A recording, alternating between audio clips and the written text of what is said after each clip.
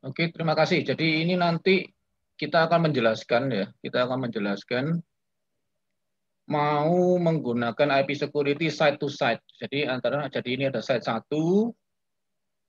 mau menghubungkan IPsec dengan site 2 ya, melalui router yang di tengah-tengah ini. Nah, dianggapannya adalah router tengah ini sebagai internetnya.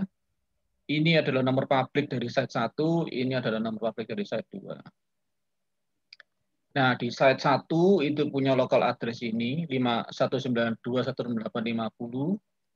Ya, nanti akan dinatkan ke tether 3. Demikian juga di site 2 akan ada lokal 40.0/24 ini akan dinatkan menuju ke 20.002. Jadi IPsec yang akan dibuat nanti itu adalah security IP antara 10.001 menuju ke 20.002. Nah, yang sudah berhasil ini dari Saudara Leon, jadi ya simulasinya menggunakan CNS3. Simulasi menggunakan CNS3, nanti akan Saudara Leon akan mempresentasikan apa yang sudah dia kerjakan. Oke, ini saya stop share dulu. Silakan Saudara Leon. Ya, Pak.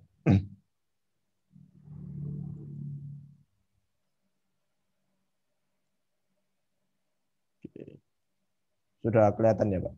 Ya, kelihatan sudah. Oke. Ya, jadi topologi yang digunakan ya sama seperti yang sudah dijelaskan Pak Yu tadi. Mungkin kita langsung ke pengaturan dari mikrotik 1. Jadi mikrotik 1, jadi di sini ini mikrotik 1. Ya, mikrotik 1 punya local address 192.168.50.1. Terus juga ada yang public address-nya adalah 10.0.0.1. Jadi di sini pertama-tama kita lakukan pengaturan untuk routing. Jadi ini untuk memasang gateway-nya. Gateway-nya diarahkan ke mikrotik 2. Jadi melalui Ethernet 3 diarahkan ke mikrotik 2. Lalu kita menggunakan NAT. Jadi digunakan source NAT dengan action masquerade. Jadi istilahnya paket yang akan keluar ke publik itu akan menggunakan nomor publiknya yaitu 10.0.0.1. Ya, lalu untuk pengaturan IP security-nya, pertama-tama yang saya lakukan adalah mengubah profil ini. Jadi profil dan proposal harus disamakan. Jadi di sini bisa dilihat perbandingannya.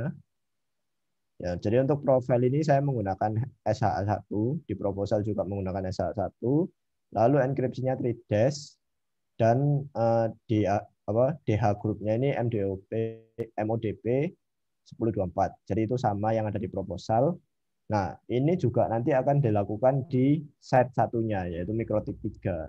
Jadi proposal dan profile harus saling sama agar komunikasinya bisa terbentuk. Lalu yang lainnya yang saya tambahkan itu juga ada identity di sini.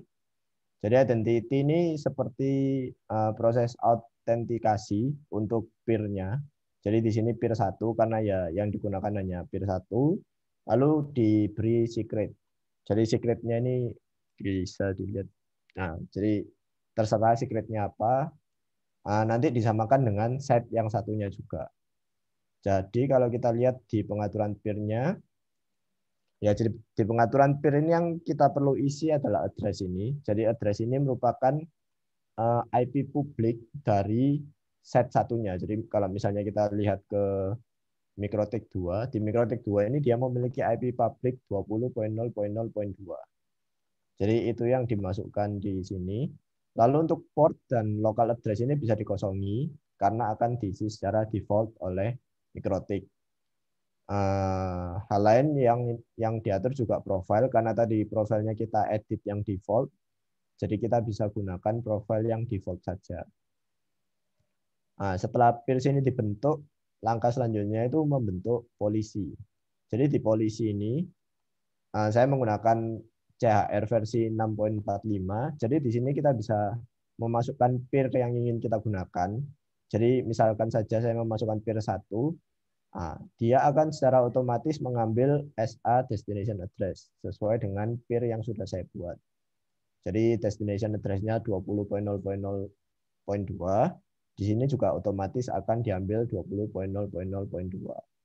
Nah, nanti source address ini juga akan secara otomatis. Nah, yang perlu kita tambahkan adalah di sini local address dari masing-masing site. Jadi ini untuk mikrotik 1, source address-nya adalah 192.168.50.0/24 sesuai dengan yang ada di sini. Lalu untuk site 2 kita menggunakan 40.0. Jadi di sini local address-nya adalah 40.0. Setelah itu kita aktifkan juga mode tunnel-nya sehingga IPsec-nya berjalan di mode tunnel. Kita apply, ya apply. Nah, pengaturan terakhir itu kita harus menggunakan NAT karena tidak boleh menggunakan static routing atau routing lainnya supaya paket yang dikirim itu benar-benar dilewatkan ke IPsec tunnel-nya. Jadi kalau dilihat di sini di router tengahnya mikrotik 2 itu tidak ada pengaturan apapun. Static routing-nya juga sudah dimatikan. Jadi paketnya tidak di-routing melewati mikrotik 2. Tapi kita harus menggunakan NAT. Jadi NAT di sini tuh ini untuk mikrotik 1. Jadi paket dengan source address 50.0 yang mengarah ke 40.0 itu bisa dimasukkan, jadi di-accept. Jadi actionnya di-accept, sehingga nanti paket yang masuk ke site 2 melalui IPsec tunnel-nya akan di-accept, jadi nggak di-drop. Oke, kita lihat pengaturan mikrotik 2. Jadi mikrotik 2 juga sama. Profile dan proposal juga disamakan dengan mikrotik 1. Jadi bisa dilihat tadi juga SAA1. Ini mikrotik 3 maksudnya, mikrotik 3. Oh ya, Set 2, mikrotik set 3 2. maksudnya. Ya, set 2 mikrotik 3 ya, oke. Set 2 mikrotik 3. Encryption-nya 3dash, SAA1, lalu MODP 1024 sama. Yang berbeda ada di peers. Jadi di peers ini kita hanya membalik. Yang aslinya address-nya itu tadi untuk mikrotik 1 itu kan pakai address-nya mikrotik 3. Jadi di mikrotik 3 kita pakai address mikrotik 1. Profilnya juga masih Jadi sama. Jadi address-nya pabriknya lawan toh? Ya, pabrik dari set lawannya. Ya. Seperti itu. Terus di polisi juga jangan lupa dibalik untuk lokalnya. Source-nya ya lokal set sendiri, lalu ini lokal set lawannya. Ya, setelah nanti settingnya selesai, nanti di active peer kita bisa lihat. Jadi ini peer yang aktif. Jadi statusnya nanti adalah established. Lalu satu sisi akan bersifat sebagai responder dan sisi lain itu bersifat sebagai inisiator. Jadi ini sudah otomatis. Otomatis nanti akan ditentukan oleh IPsec-nya. Jadi kalau dilihat di sini local address-nya terisi sendiri, yaitu address set-nya sendiri, public. Lalu port-nya juga akan terisi sendiri, meskipun tadi kita belum mengisikan port dan juga local address di peers. Jadi bisa otomatis. Yang cuman kita perlu adalah remote address.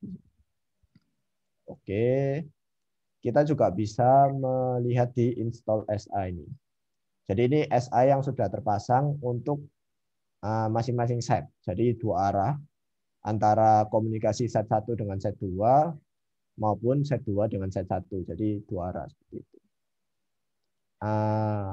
Mungkin kita lihat langsung demo hasilnya. Jadi ini PC1. Ini command prompt-nya PC1. PC1 itu ada di lokal set 1 di sini. Nah, ini PC1 akan ngeping ke PC2. Kita coba ping, kita -T aja, terus kita buka Wireshark untuk menangkap paket yang ada di Ethernet 3. Jadi keluar ke arah gateway, kita ingin menangkap paketnya. Ini menggunakan software Wireshark untuk menangkap paket. Nah, jadi di sini bisa dilihat ICMP-nya sudah nggak terdeteksi, jadi sudah nggak keluar. Tapi yang keluar adalah ESP. Jadi ESP ini yang kita gunakan untuk melakukan enkripsi. Kalau misalnya salah satu dibuka, ya jadi seperti ini dalamnya. Jadi yang layer yang di sini sudah bukan ICMP, tapi ESP, Encapsulating Security Payload. Jadi payloadnya sudah tidak bisa dibaca oleh Wireshark. Ya mungkin segitu ya Pak. Yang bisa saya jelaskan untuk code-nya lihat apa? IP nomor IP-nya ke 50 mana? Oh ya, ID nomor number. IP-nya ini menggunakan IP Jadi publik ESP itu kan masing-masing. 50. Jadi IP code 50. Oh ya ini. Oh ya protokolnya. Ya, wis Ya, oke. mungkin seperti itu. Ya, wis oke. Terima kasih Leon. Ya. Oke, jadi dari sana kita bisa tahu ya. Jadi artinya itu dengan menggunakan IP security. Payload sekarang itu sudah terencrypt. Payloadnya sudah diencrypt dengan ESP-nya.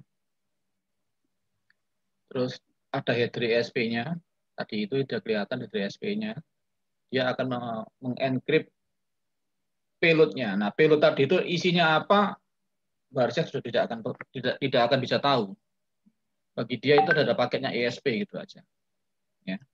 Entah itu ping, entah itu HTTP, ya terencrypt semua sudah. Jadi artinya pada saat paket itu sudah lewat ke layer 3, nah sudah tidak bisa dilihat nanti isinya itu apa.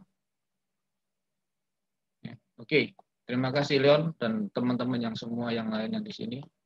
Nanti silakan dicoba dipraktekkan langsung aja dari antar yang seperti kemarin antara Galih dengan teman-teman di sini. Ya. Oke, ya. Ya sudah itu aja. Terima kasih. Saya tak stop share dulu.